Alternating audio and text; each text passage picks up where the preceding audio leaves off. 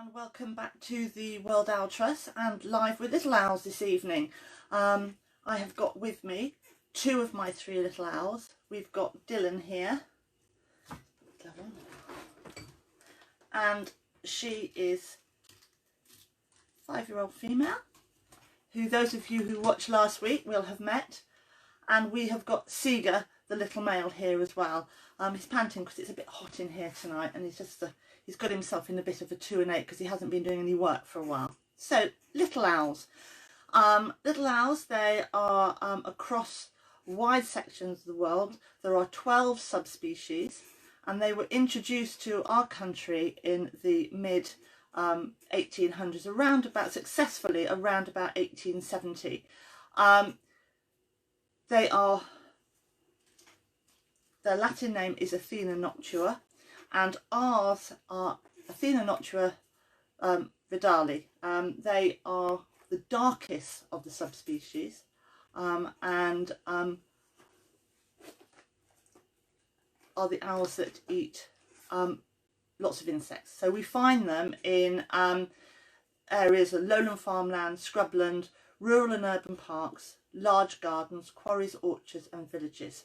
And a pair of little owls occupy their territory all year round. So what they need is for their particular territory to have mixed habitats, so they've got good food all year round. So that's a mixture of grassland, hedgerows, fences, tree lines, scrub, open-sided farm buildings, walls. You get quite a lot of them up in the Cotswolds, and they nest and hide amongst the walls, and because they can get into really small spaces, these guys can. They are found quite often around cattle, sheep and horses, and this is because they're big bug eaters. They love beetles, they love dung beetles. So anybody who has got animals that aren't being they're not using wormers on them, then the dung beetle will be processing all the poo in the fields for them with the help of these guys, who will then be feeding off the dung beetles. They absolutely love worms, and they will come into the garden a bit like blackbirds, and they will hunt worms, and so they run a lot. They do a perch and pounce hunting style, which is sitting on a perch about this height, and they watch and then they pounce. So they're not using lots of energy, but they are great walkers, and they're very funny. And it's commonly seen little owls hunting for worms. They'll grab a worm, they pull it, and instead of getting another purchase on it, they carry on pulling it, and it is not an unusual sight to see them lying on their backs with their legs in the air, hanging on to the worm for grim death. They're quite a sedentary bird, so they like the same roost and perches. So you'll see them on exposed branches, telegraph poles, farm buildings, on top of equestrian yards, on their rooftops, fence posts. Where I monitor, we've got a lovely group of little owls, and I play hide and seek with the adults round the top of the buildings. They're really difficult to see to begin with, because once you get your eyes in, slight movement, as you see their colouring, if they're up against a rooftop, and particularly slate, an old slate, they merge in, but then you'll suddenly see their eyes, and they trundle around there. He ran around and around the building, and then I actually found out where they were nesting, which is given away by a lot of splashing, but I'm going to do that in signs and signals on a different session. Once you see them in one place, because they're so sedentary, they'll probably be there at the same time the following day. So when you're out and about, because they're in such a wide variety of places, keep your eyes open, and particularly at this time of year, because the youngsters will have started hatching from mid-May onwards, and so the parents are going to be out there hunting, and the youngsters stay in the nest until they're 21 days old. So you've got the parents toing and froing with food for them continually up until that time. They're most active from dawn to dusk. They are hunting when they've got youngsters during the day. They also aren't adverse to a bit of sunbathing when they have time off. So early in the morning when you've got the sun out, keep your eyes open, they'll be out. Just like if you see a blackbird who lies with their wings spread out, these guys will find a place where they can spread their wings out and get a bit of sun, just like all of us. When the chicks start getting a little bit more explorative and they leave their nests, we hear an awful lot of noise. And it's not so much from the chicks, it's from the parents, because the chicks are so wayward. They're always getting into all sorts of trouble, and they love holes. So if they've managed to get up high, they'll drop down through roof holes, they'll drop down through chimneys, they'll come in through any holes and cat flaps and doorways and explore. So you've got parents shouting the odds at them, trying to keep them all under control. The youngsters will start hunting on their own by the time they're a month old. They have to get going quite quickly because, as you can see, if we get Dylan here again, I'm not going to disturb him too much because this is his first time out for a while and he's giving me the hard stare, and he's quite likely, although he's on a tether, quite likely to go sit on something higher up so you can't see him. So using Dylan, because she's an old master at this, we can see their camouflage, and we can see, if you look at their talons, they've got really, really strong feet. I don't know whether you can see that. Really strong feet for hunting. And the little ones' feet are just as strong, but they're only little. So there's my hand. Can't see Dylan at all now. So there's my hand against Dylan. So although they're really feisty, like the Jack Russell Terrier of the owls, they are prone to be predated. So they've got predators. Other bigger owls will go for them, like the tawny owl, and obviously the European eagle owl. But also we've got our diurnal raptors, so goshawks and the likes, sparrowhawks will have a go at them. So and of course we've got foxes and other mammals. So the little ones have got to be mobile and doing. So they'll start hunting at 28 days old. So they'll be able to hunt bugs and beetles and be quite self-sufficient on those. And by the time they get to 34 days old, they're going to be killing small rodents. These guys will kill birds the same size as themselves when they've got youngsters to feed. So they're quite fearsome, and pro rata, they have the strongest feet and legs out of all the owls. And just to answer Steve's question, yes, they are quiet. They're used to doing this. The wild ones aren't as quiet as this. I've had these guys since they're a month old, so they're not frightened of this. They're used to me, and they'll sit here quite quietly. My other one, who isn't here today, she's not here today because those that know her know that as soon as I start talking, she shouts over the top of me, so we wouldn't get much done this evening. So yeah, so the little ones are up and running and flying quite high by the time they get to the late 30 days old. They have brilliant eyesight. They've got very good eyesight in twilight because of the number of rods they've got in their eyes. They can see, allegedly from tests, they can see yellow, green, blue, and not quite so well they can see red, and they can differentiate and discriminate the different shades of grey. So they've got good daytime and evening time eyesight. Their hearing is good, but unlike some of our other owls which have a facial dish which brings in all the sound into their ears, they are actually much more hawk-like. But that doesn't mean to say that their hearing isn't good. They've got still, these are all auditory feathers. But because they are a diurnal bird, which is daytime, with crepuscular, which is dawn and dusk, tendencies, they use a lot of their eyes. So sit up there. You're going to sit up there. I don't know whether you can tell from here because they're hunched down, but when they're standing upright, Dylan is actually quite a bit bigger than Seeger. She is in old money, weighing in at about 6.7 ounces, and he weighs in at about 5.4 last time he was weighed. So there is a disparity. He's very, very feisty. He's very protective of Marley, who's my other owl who he lives with, and is Dylan's sister. Little owls are very protective of their youngsters, and as soon as they start leaving the nest, they won't hesitate if they think that they're under threat to have a go. And believe you me, those talons in the back of the head are quite painful, which I found. I'd forgotten that he was quite so protective the other day, and it wasn't wearing a hat when I went in to check the box. So yes, they do hurt. Once the little ones are up and running, there's a lot of noise going on. There are 4 actual distinct calls, which are then mixed and matched by the little ones, by the juveniles, which will make 12 different calls up. With the adults, they can convert those into 22 different calls, with the female calls being shorter and higher than the male. The contact calls go on from March through to late summer, and so keep your ears out open, because together with the little ones who hiss and squeak for food, and they continually hiss and squeak for food, you should be able to hear them during the day and in the evening. Little ones will carry on shouting all night because, just like children, that active children, they are always hungry. They nest in holes in the farm buildings.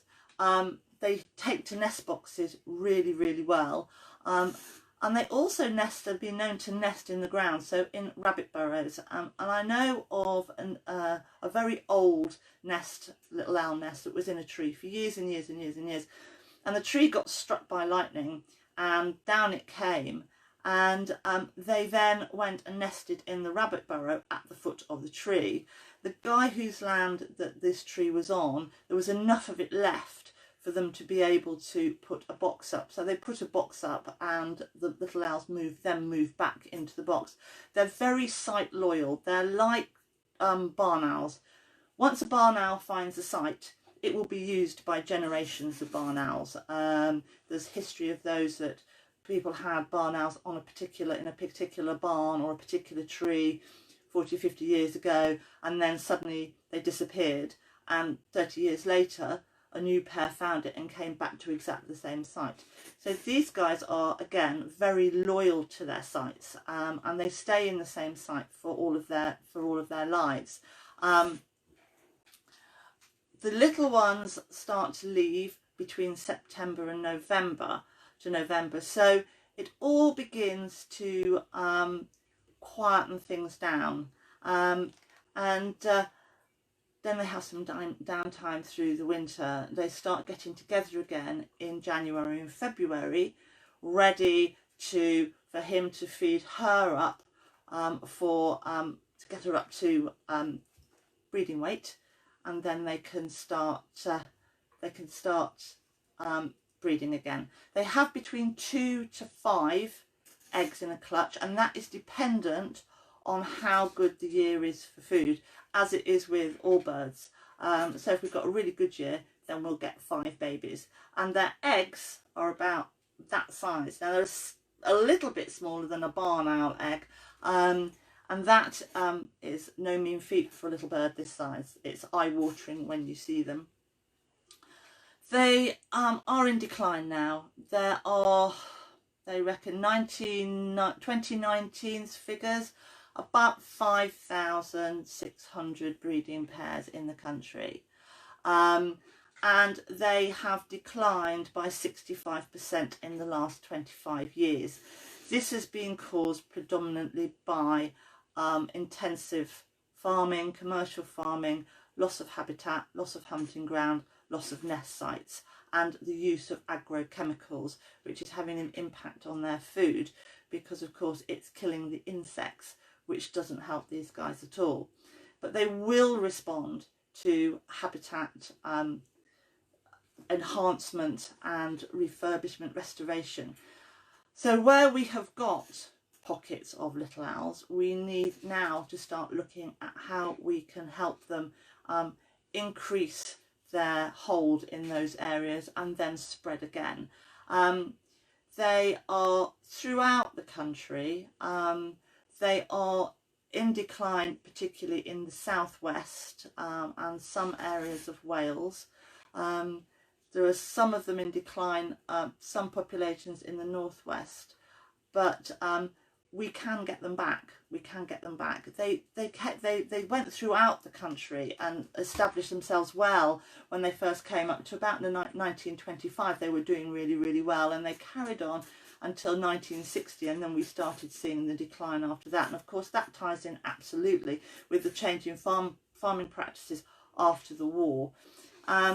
So to look after them, we need to do a lot of work on hedgerows and planting fruit trees. They love orchards, wildflowers, wildflower meadows, lots of scrub, leave your brambles and things in. So that then encourages their prey, and they will then come and hunt. As I say, they'll come into gardens on the edge of the countryside, with towns and villages. They have been seen in urban parks because they're only a small bird. So if they've got a good habitat around that park, and those parks have got wild areas and they've got gardens with wild areas, then they'll live there quite happily amongst us, as do the tawny owls. So there's a lot we can do. We can't rely on boxes, but we can certainly move forward by putting boxes up and then create a habitat round that will then grow so that they will then have the nest holes in old trees. The other thing is, don't cut down an old tree. An old dying tree or a dead tree will be a host to more wildlife in its dying stages and its death than it will be while it's alive, because you've got it decaying, so it'll have much more living in it and around it because of the decay. So I know they don't look nice, but actually they are, we've got to stop tidying up. Just go with it. And then when they come down and they rot in a pile, you leave them to rot and go with nature on this. So there's a lot we can be doing. If we, the World Owl Trust, I don't know who was here last week, but I did a thing on our new monitoring app and our new community conservation initiative. So with these, I know where I am in Oxfordshire, I have had villagers and local people tell me of historic populations of little owls, and that there are still those hanging on in the area. And these areas are ideal for people to start monitoring them, and then we can have a look where they are, how we can help them, and how we can then move forward with the restoration of their habitats. So the app is so easy to use. It can be used by anybody who has a mobile phone. It's instant. You can create your own database. The World Owl Trust gets your information. We can then form groups in your community, whether they are urban or rural, get you together in a group. We can then pool our resources, have a look at what we've got and where, and how we can help them, and then start building on that habitat and carry on monitoring, and then link each of these areas together, because as these birds have declined, they have become isolated. So that is not good for the gene pool. So there isn't a connection anymore between the groups of population. So we need to then create a corridor for these birds to move about and breed more widely. They are very much an indicator of our farmland and how we're doing. And so far the indications aren't very good at all, but we're all aware of that. The farmers cannot be held responsible for what's happened because they were sent on a route of farming after the Second World War and they didn't have any choice. Now, as we learn more and more about the chemicals and what they're doing and the harm they're doing, and actually the harm they're doing to the land, a lot of the farmers would love to have other options. So we need to support them to help them be able to change their practices so that they can enhance their biodiversity of their farms. We are linked on the app with a farmer's app through BeeWatch, which means they can then put in a notification of anything that they're spraying, when they're spraying it, where they're spraying, what they're spraying. And with our link to the University of Hertfordshire, it means we can then find out the effect of those chemicals on certain groups of birds, animals, etc. But it's also our farmers that have been involved with that have now been amazed at the effects and have looked at changing their practices. So it's been really positive from our side, and it's been a really positive experience from there. So we want to encourage as many people as possible to get involved with this, and get involved with the whole thing, because it's a holistic answer. It's a long-term project that brings in the landowners and also the communities, big citizen science project, which is such an important thing to do. And it means that these guys, who are just the most brilliant little birds, and once you see them in the wild, it's such an honour for me to have them as for me to have them as a captive bred bird. And they're not pets. Please don't think you can have one of these as pets. Owls are definitely not pets. You need to know what you're doing. These are working birds. My birds are there to act as ambassadors for their wild cousins, and I've been doing this a long time. So when you see them in the wild, as with any wild bird, but these just send a tingle up your spine because they are so comical. And if you can find where they are and know where they are and sit quietly and watch, and particularly from now on when their youngsters are going to be out and about, it will change your life completely because they are hilarious. So I really hope that you've enjoyed tonight. If you've got any questions, please post them on the Facebook page, and I will check after I put everybody to bed and come back and answer your questions. If you'd like to get involved, please let us know. You can go and become a member by going to going to our website, the World Owl Trust website. The membership button is on the front page, and if you join, you get a free app with your membership, and then we can get you up and running. I will also, apart from be doing these videos, for my Watt trackers, who I've got a growing group already turning in some good results, I will be doing Watt updates, and also there'll be extra information, Q&As. You can get hold of me at any time if you want to find out where to look and what to do. I'll be in touch with everybody, and as lockdown eases, then hopefully I'll be able to get out and meet a lot of people and get groups together so we can actually start I can start training on surveying and getting you out. We'll also be monitoring boxes once we've got them up, so there'll be training for anybody that wants to monitor the boxes. There'll be adoption of boxes, so if you've got a garden that's suitable, you can have a box in your garden. If you don't have a garden that's suitable, that doesn't matter, you can adopt a box, which will then, we will feed you the results back, and you can be involved on the conservation of these amazing little birds. So thank you very much for watching. It's been great to see everybody, and I look forward to seeing you next week.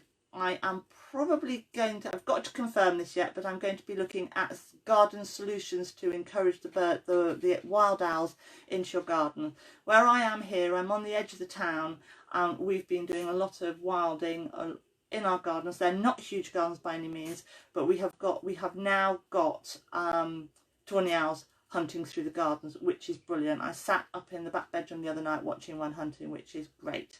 So thank you very much. Please join me again. Please get in touch. If you like this, please share it. Please let everybody else know about the World Owl Trust. We've got a lot of work to do, and I hope I'm going to be able to meet some, if not all of you, in the future as our citizen science.